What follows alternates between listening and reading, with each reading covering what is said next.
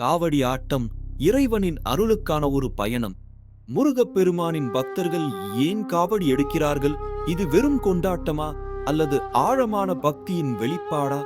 காவடி ஆட்டத்தின் பின்னணியில் இடும்பனின் கதை உள்ளது. அகத்திய முனிவரின் ஆணையின்படி இடும்பன் முருகப்பெருமானின் இரு மலைகளை காவடியாக தூக்கி வந்தான். இது பக்தியின் பெரும் சுமையை உணர்த்துகிறது.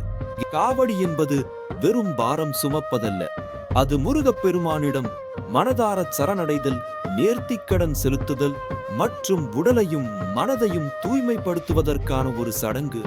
காவடி ஆட்டத்தின் மூலம் பக்தர்கள் தங்கள் அகங்காரத்தை துறந்து இறைவனிடம் முழுமையாக ஒன்றுவிடுகிறார்கள்.